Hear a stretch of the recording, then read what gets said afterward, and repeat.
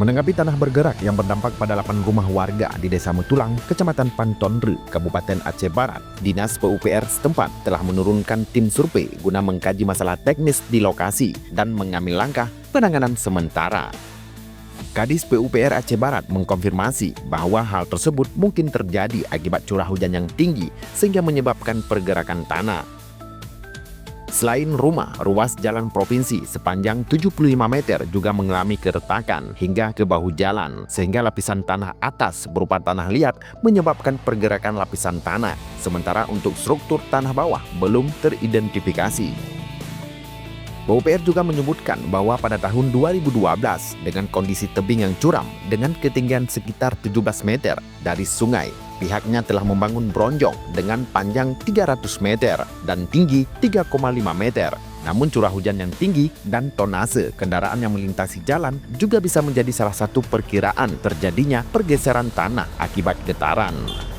Dalam penanganannya dibutuhkan kajian lebih mendalam terkait pergeseran tanah tersebut. Namun untuk penanganan secara darurat, PUPR Aceh Barat akan membuat krip atau pengarah arus aliran sungai yang akan ditangani oleh tim SDA setelah pengukuran dan sifatnya darurat.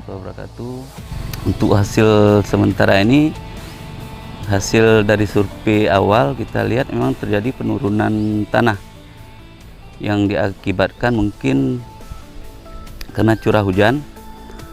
Setelah itu tanah yang di bawah dengan tanah yang lapisan atasnya mungkin udah terjadi rongga. Jadi rongga sebenarnya ada ruangan sehingga nggak menyatu lagi.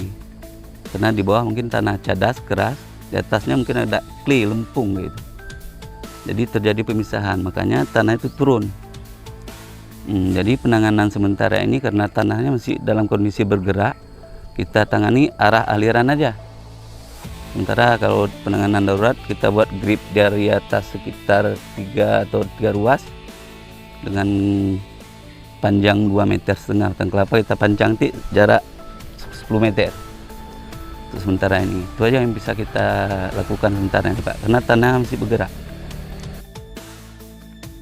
Kemudian untuk kerusakan badan jalan, PUPR Aceh Barat akan berkoordinasi dengan PUPR Provinsi Aceh, sekaligus melaporkan kerusakan badan jalan untuk dapat ditangani lebih lanjut.